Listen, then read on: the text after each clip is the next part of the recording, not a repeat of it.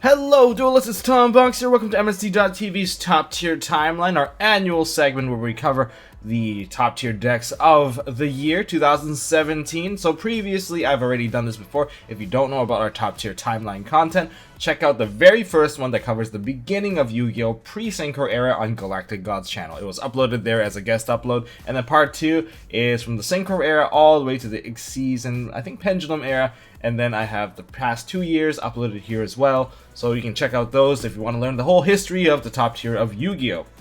Anyways, with that being said, let's actually cover this year's topic, and luckily this year it was a little bit easier. Well, that's actually not a good thing, because one deck was extremely dominant, Zodiac. They was just so dominant for the entire year that they didn't really get hit until near the end. But we'll talk about that along the way. To kick things off, we have January. In January, we mainly had rollover decks from the past year, some of the strongest decks that did move forward. We have ABCs, one of the strongest boss monsters in the game. And then we also have Metal Foes, one of the better control variants that was also very explosive. Most decks kind of dealt more than one thing. They can grind and explode at the same time. That was kind of like the past format. And then we also have Blue Eyes White Dragon, a very explosive big beater deck. Most of these decks are very big beatery at the time. And then we have a more control-ish variant with Paleo Frogs, which mainly played a stun variant for the most part for that meta. And then as the opposite water deck, we have Mermaids with Toads as well. Very explosive variant, kind of a turn 1, turn 2 explode in your face kind of deck. And then we have the deck that never dies, Burning Abyss with Phantom Knights.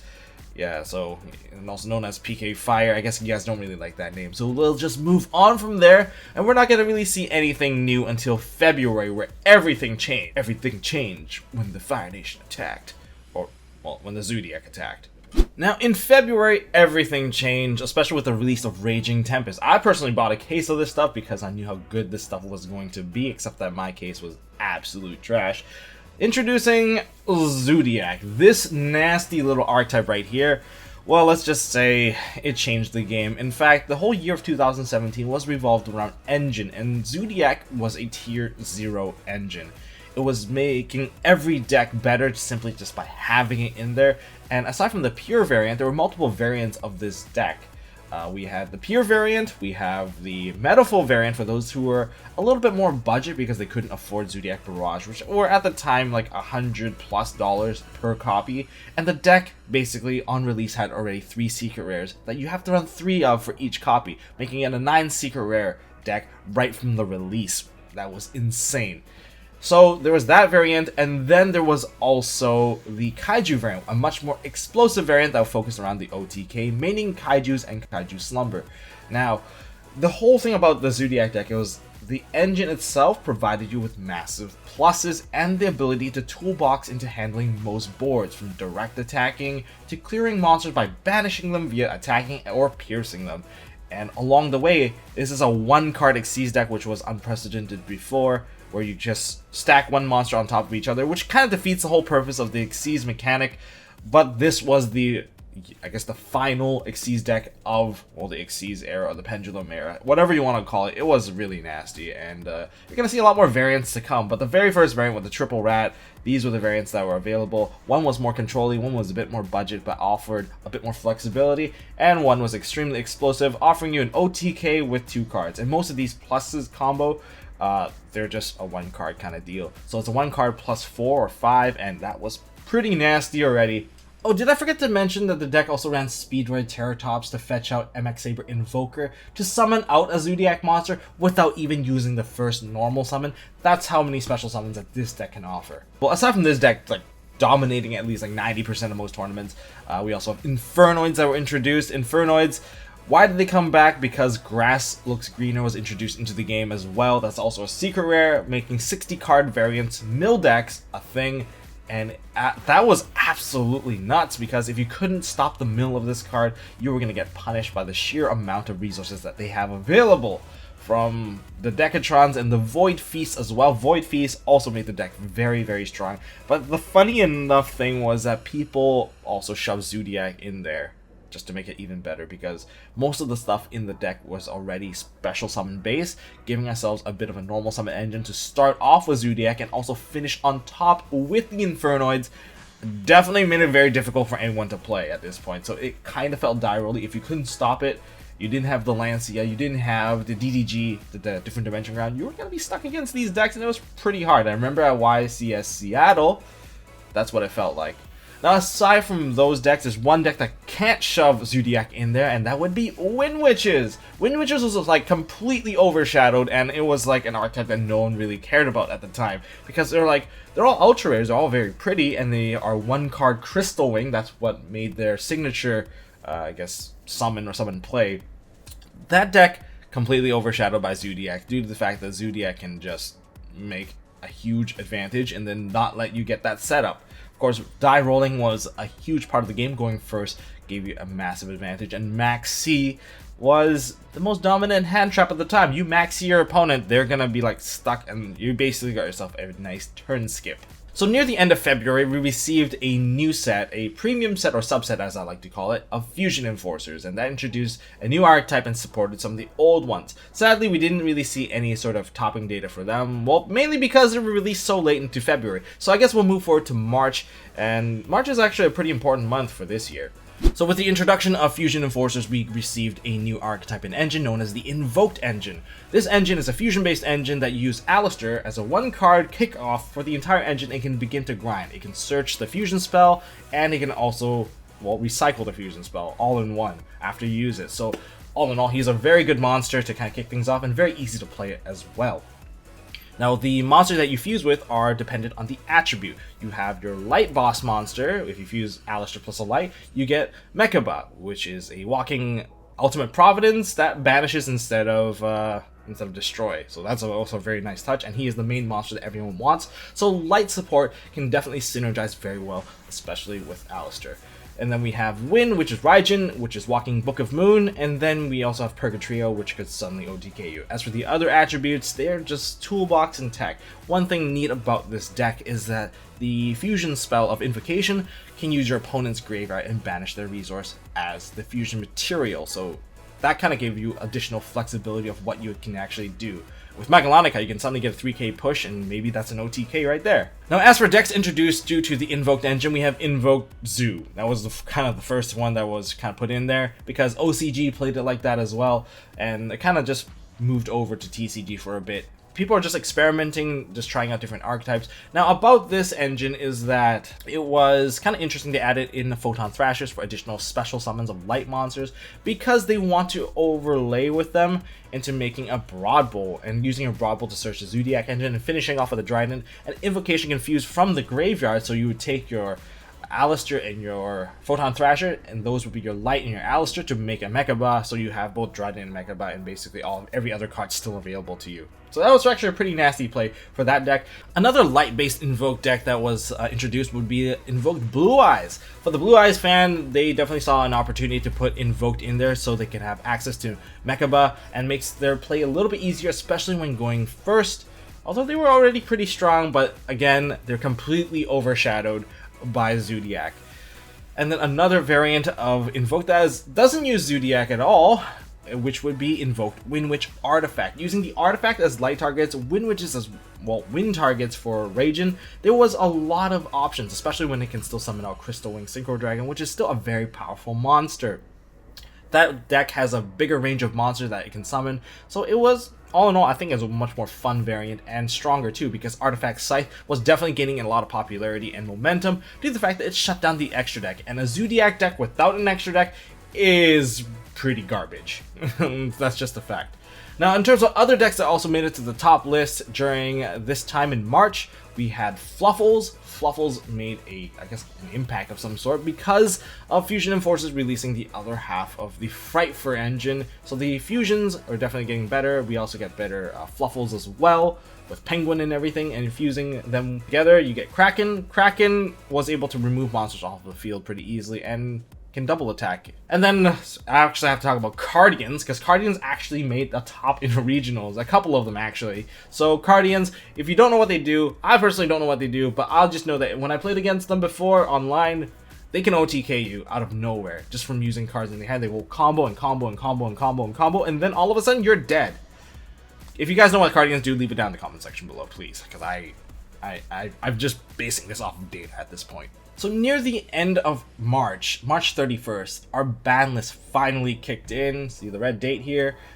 That's going to be a ban list. And the ban list right here states that Kieran was banned, Tyrant Neptune was banned, and Emptiness was banned. I guess Emptiness was kind of given. Neptune was preventing an OTK from happening in TCG side, which used the fusion of Lurelust, and you have a 4K beater that you can't really touch at all unless you kaiju it off.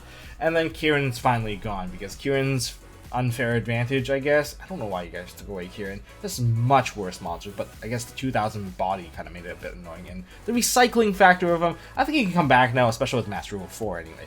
But other things are really significant. We also got a bunch of errata that came back in. But Maxi was put to 1. Zodiac Rat was put to 1. The Pendulum Magician stuff are slowly coming back. But aside from that, also Kaiju Slumber was put to 2 due to the fact that Kaiju Slumber OTK was pretty nasty. Kaiju Slumber plus Rat, instant 8,000 damage, and if your opponent can't deal with it, they instantly die. So that's what happened in the ban list, and we're going to move forward to April. What happened in April, aside from that ban list just kicking in? Well, not too much, in fact. We've got a structure deck, I guess, 2 structure decks. We got the Machine Reactor one, which is the Ancient Gears, and we got the Dinosaur structure deck. That's important, right, guys? True, but they weren't at their maximum consistency at the time, and without the proper recognition that I'll give them next month, this deck was more of a rogue deck. If you sack the right cards, you can do the right things. It was very powerful, but Zodiac still dominated overall. Until then, let's actually move on to the next month, because this month was pretty boring, and the format was kind of moving towards everyone hating Zoo a lot. Since we've been in kind of like a tier 0S format where Zodiac is shoved into every engine, you see Zoo everywhere, and aside from like, oh, there's variants, but they still see the same plays over and over again, and that actually makes people kind of sick. And we're going to move forward to May. So in May, what happened in May? This was one of the more significant months due to the fact that Maximum Crisis was released, and it was taking a turn for the better and worse at the same time. Worse is, Zodiac got even stronger with the release of Chalky 9, and then in terms of better, we got the True Draco and the rest of the True King engine. So those things that we spent like multiple sets releasing, the True King of Disaster, True King of Agni Mazud, and then we also had the Fathomer. Finally, they all can come into play thanks to the Draconic Diagram engine was also released, and we also gained Forehead Beam, Ash Blossom, Joyous Spring. Isn't that great? But in terms of the decks that came out at the time, new decks we have, of course, Demise True Draco, the pure variant of True Draco, which focused on searching and spamming out tribute summon monsters using spells and traps to gain immunity or to pop front row, back row due to the fact that those cards were sent to the graveyard. Okay, and then we have, of course, the hybrid variant of True Draco Zoo. I believe this was one of the stronger variants due to the fact that it had the flexibility and you can also use Masterpiece. And because the tribute summons did not use up your typical normal summon due to the fact that you can use spells for the additional tribute summon, you can still play the Zodiac engine. The Zodiac engine can provide you with extra fodder, and getting that tribute summon all the way there, it is very annoying to break that board, especially with any deck that wasn't at the same tier level. You were going to fall behind so hard and you were going to die the next turn due to the fact that you have both beat stick and control at the same time. All decks are right now a hybrid of beat stick control, stun control, just everything. Like, it was explosive and gave you the flexibility, which is very, very weird in terms of that format. We also got the True King stuff, and with the Diagram engine, we got True King Dinos. True King Dinos was a very good deck after all. Now, the Lithosagem that you guys had to top deck and sack no longer needed to be sacked. It can be searched via a terraforming, or maybe you just happen to have the Draconic Diagram in hand to kind of get that all set up. And you can even set up your other plays with dinosaurs by popping your baby Cerasauruses to, well, kick off an Oviraptor, and you can create a very nasty board lock, especially with Denlong and everything that came out with it. And near the end of the month, I guess people realized in major tournaments that you can play Fusion Substitute in your Zodiacs, making the Fusion Sub-Zodiac, and ultimately the cause of Norden's demise eventually. Now, this variant of Zodiac basically played the same thing, except that you eventually put out 2 Xyz monsters onto the field, and with the search of Broad Bull to the Black Sheep being searching the Fusion Sub, you ended the board basically with additional pluses that you could never have gotten before. So you would have both Daigusto Emerald shuffling back all your resources while drawing cards, and you're recycling Daigusto Emerald basically non-stop at this point to give you additional card advantage over your opponent. And this play can be done with a simple 1-card rat opening, which is pretty nasty, or 1 barrage. And ultimately that kind of blows my mind of how nasty the deck actually got, and it was clearly the top tier deck by far in the format. Finally, we move on to June, and June we received, in terms of product, we have Pendulum Evolution. However, it was completely overshadowed by Zodiac in the current format. They couldn't really compete because they were too slow. Wavering Eyes was still banned, and that kind of sums up the entire set. It was super cheap. All the ultra rares were ridiculously cheap to acquire. And for those of you who actually acquired the deck, congratulations, because eventually this would evolve into a top tier deck in an upcoming format. Ironically, it's a format where it's already Master Rule 4. But anyways, aside from that, we also received a ban list right here. Guess what died? Elder Entity Norden finally got banned. Thank God, because that was a very nasty card. But because of this ban, Mermails also took a hit because they can no longer do an overlay into Abyss Dweller with the card, with the Dragoons, and then getting additional searches. Yeah, that wasn't going to happen anymore. Oh yeah, Terratop, finally, the free special summon from the Zodiac deck is also dead too. Well, one of them anyway. Barrage is still a thing. That's gone. Grass got limited, so Infernoid decks was significantly hit. They were already hit before because of Ash Blossom Joyous Spring. This was the killer blow to that part of the deck anyway. But eventually, of course, you can play around Ash Blossom. People learn to evolve to be better players. Other things that came back, well, everything that's related to pendulums came back just as a chance to sell their product. So we got our Skullcurve Ad Jokers back, we got Wisdom Eye back, and we also have Pendulum Call back, and that's it. It's kind of funny that all these cards came back. However, all these cards are also kind of affected by Ash Blossom Joyous Spring. Now we'll move on to July, and in July we had the biggest tournament in North America, which would be Nationals. Nationals, what happened there? Well, in terms of Zodiacs, they updated their build. Now they play Shuffle Reborn to deal with Flying Seas, and that's on top of dealing with Flying Seas, they gave them also a Monster Reborn to go into additional link plays, which was pretty nasty at the time too. Ash Blossoms were kicking in as well. Infernoids, didn't see very many of those thanks to Ash Blossom kicking in, and with the limitation of grass, it just wasn't exactly ideal for them to play at the time. And then True Dracos also got an update in terms of strategy. I think Patrick Hoban came up with this one, because at least the first time I saw it was from Patrick Hoban, where he played Triple Ignis into his True Draco build. Why? To deal with the Drident boards. If you actually set a trap and you summon out an Ignis, your opponent can activate the Drident, but then you will also activate your Ignis to get yourself a True Draco's Heritage to draw 2 cards. Overall, you still contribute summon and set up your board, but they lose their Drident regardless. So that was an update, and that was very popular at Nats. And True Draco Zodiac was still a very popular deck at the event. And there was even some Metal Foe Zoo that kind of caught me off guard. True Draco Metal Zoo, in fact. It was surprisingly annoying, and I actually bubbled out thanks to that matchup. But overall, nothing really changed. And if you actually think about how long Zodiac has been in this game, it's been in the game since the beginning of February. And it's, I think, about 5 months in, and the deck is still everywhere. It is 90% of most tournaments in terms of like representation. It was just everywhere, has easy access to with the reprints. Oh my god, and the cards were just getting cheaper and cheaper as we go. So yeah, that was a thing too.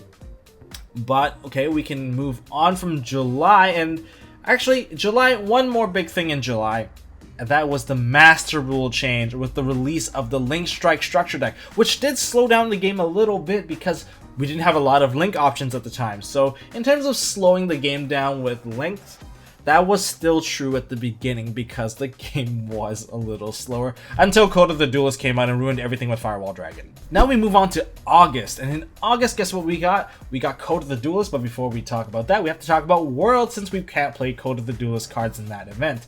And what were the top decks at Worlds at the time? We have True King Yangzing Dinosaur. It's a bit of a mouthful, but that was the best deck at the time for that event especially. We also had Wind Witch Invoked, And then there was also a bunch of true Draco demise decks, and those are the most represented decks because Zodiacs, of course, merging with the OCG ban list, they had a couple of cards already banned. Therefore, it was just impractical to play a deck that was missing some of its key pieces. So those were the decks that were kind of surfaced to the top because Zodiacs were gone. But aside from that, in terms of the Dragon Duel side, this has to be mentioned because this put Chainburn on the map as one of the best decks of 2017, and it was the champion of the Dragon Duel, Ryan Yu, humble pride of being a Canadian. This kid, he won with Chainburn. That's right, one of the nastiest plays that he did on stream was he was able to draw 8 cards with, or 9 cards or 10 cards, I don't know, some ridiculous amount of cards with Balance of Judgment, which allowed him to, well, take the game off of the opponent by just oversetting and overplaying and just burning your opponent to death. Yeah, that was pretty neat. And I bet the other guy didn't feel so good losing to Chainburn. I mean, you guys know how it feels to lose to Chainburn. It's like they're not playing the same game of Yu-Gi-Oh! As you are, and somehow they're the ones coming out victorious. Yeah, it doesn't feel so good. Now, in August, things started to change, especially with Code of the Duelist release and Master Rule 4 being in full effect. We started to get a lot of link options. And sadly, the first deck to adapt to this, thanks to the release of Mrs. Radiant, Link Zodiac became a thing, and that was also a very nasty combination to deal with. It made them more grindy, allowed them to add back Maxi, or add back whatever Earth attribute that was in the graveyard thanks to Mrs. Radiant. And overall, the deck was still the exact same thing, and we're sick of this deck already. It's been like half a year, and we're still dealing with this crap. So moving on from the Link Zodiac, which was still the most dominant deck, we also had those who did not want to adapt to Master Rule 4. We had the true Draco demise decks. They are still going very strong, especially when they don't have to adapt to the new extra monster zone and link plays that were available at the time. All in all, during this time, people experimented a lot and made September, at least the beginning of September, pretty damn interesting. Oh, did I say interesting? I meant kind of gross, because the amount of FTK that surfaced around Firewall Dragon was crazy, and who would have thought that Infernity would have made a comeback, because Infernity FTK was a thing. And especially with the entire Zodiac engine still available, it was a very easy to access FTK thanks to Broadbow being able to search Beast Warriors and Scales and whatnot. It made it very easy to actually set this up, and then you use your Necromancers and you burn your opponents to death. Yeah, that was kind of nasty, and who would have thought that Amazoness Archer was gonna be your card of demise? Get it? Ha. Anyways.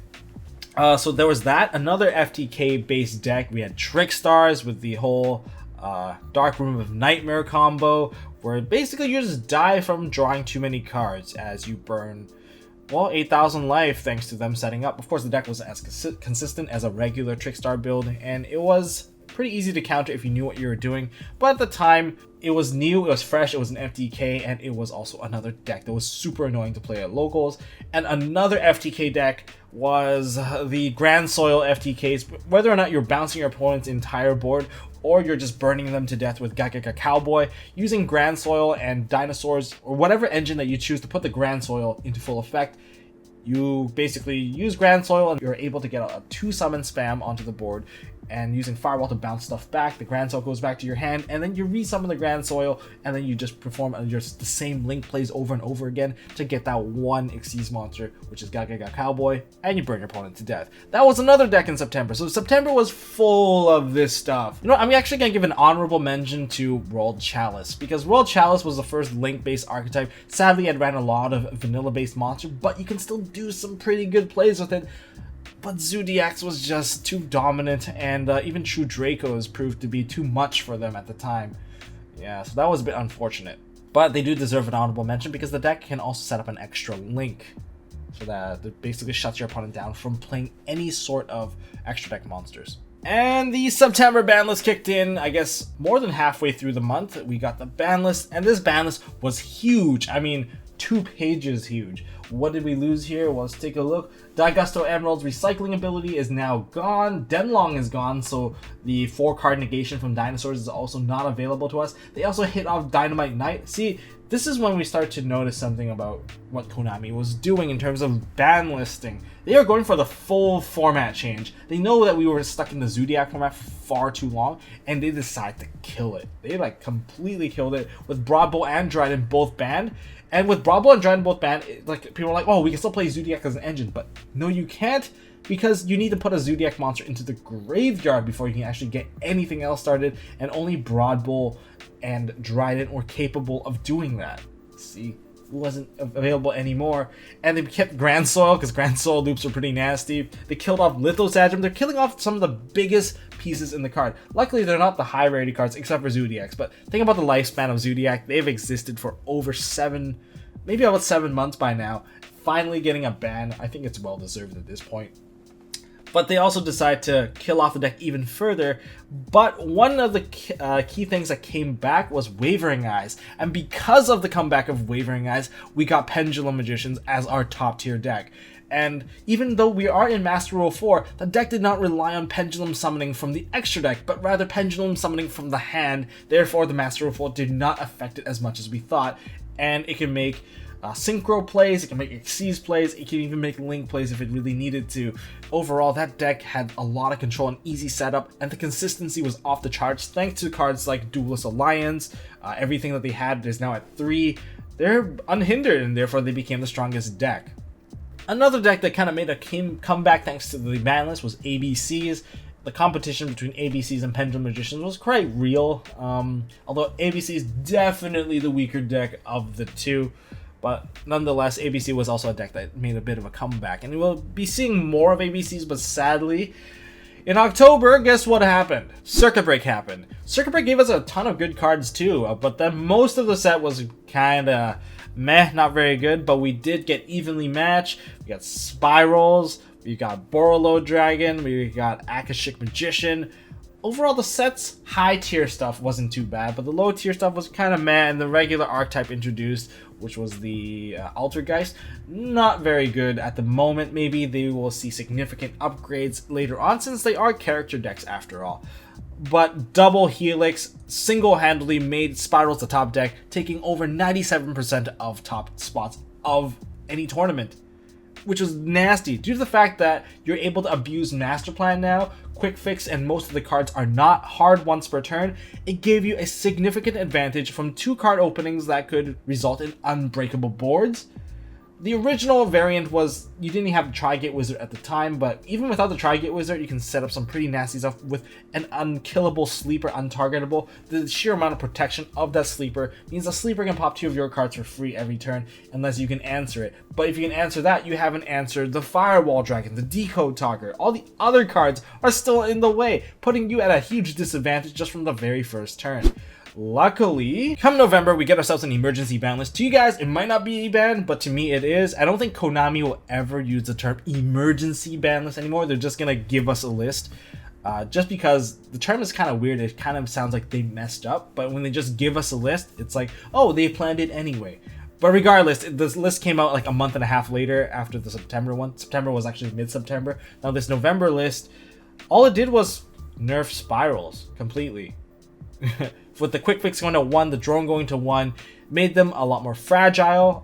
Gofu is now at 1, so anyone that's playing Link Spam, a little bit harder now. And then there's also set rotation put to 1. So this impacts ABCs a little, because ABCs did play multiple field spells, including the field spell lock. But the field spell lock did feel like Vanity's emptiness to like field spell dependent decks, so cutting that out was quite significant, because you are actually making a lot of dead cards for your opponent. Anyways, so what happened? What came back? What shaved off from the Spirals? From 90% to 60-something% of the top meta. Introducing back in, we have Pendulum Magicians as one of the top decks. We have Trickstars with new tricks of Firewall OTKing people from battle, as well as I've seen some Grinder Golem variant. Hashtag shoutouts to Tyler. That was very interesting with Topologic Dragon. And Trickstars are definitely a thing. And then with the lowest top count, we have ABCs of Destrudo. And also in November, we received a new set of Spirit Warriors. And I'm going to spill these guys over to the next year, because I believe these are the decks that are probably going to do very well in the upcoming year, which would be the Magical Musketeer, we have the Weather Painters, and we have Secret Samurais. I haven't seen Secret Samurais do too well, but all of these decks can merge very well with True Draco, so I'm looking forward to seeing what happens there. But in terms of December, I guess we're kind of mid-December-ish right now.